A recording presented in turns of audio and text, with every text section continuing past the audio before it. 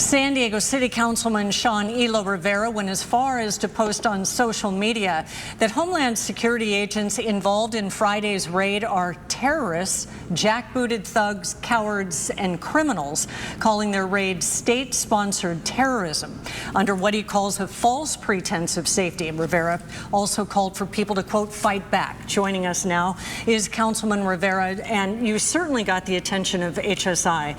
They reposted you. They had a quote. They called it sickening, quote unquote, and said that attacks on the agents are up 413% and criticized what you said. Your response to that? Well, I meant what I said. I think what we saw on Friday night was an attempt to intimidate not just the folks who were being targeted with that raid, but everyone in San Diego. Choosing when they did it, where they did it, how they did it, was an attempt to be overly aggressive, to intimidate, and their response to me, for the Deputy White House Chief of Staff to unleash the folks that they've unleashed on me via social media, is another attempt to silence opposition to the way that they're going about their work. It's unacceptable. I think it's un-American, and I think it needs to be called out for what it is.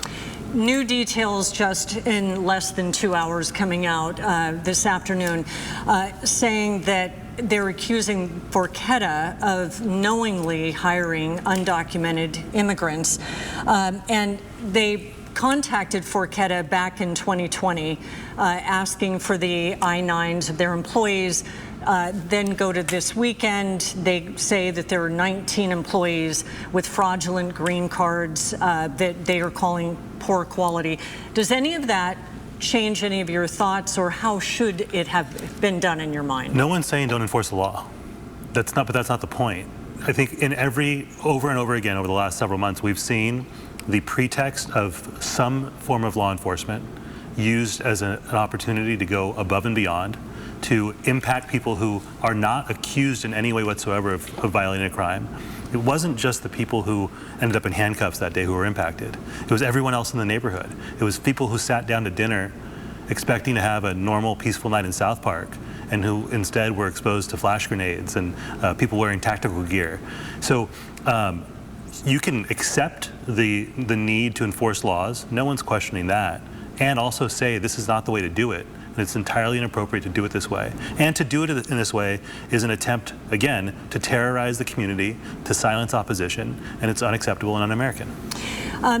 The search warrant also revealed that a tipster in 2020, which is where it all started, that Forqueta was in the crosshairs of HSI, they said that there were labor violations, and according to this tipster, they described 12-hour work days, no breaks, verbal abuse, mental abuse.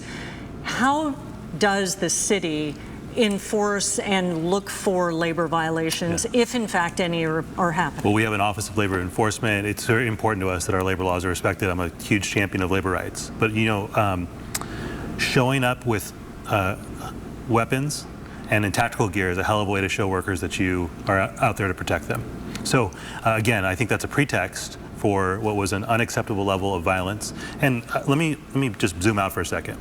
San Diego, they're attempting to make an example out of our city. And San Diego is one of, if not the safest big city in the country.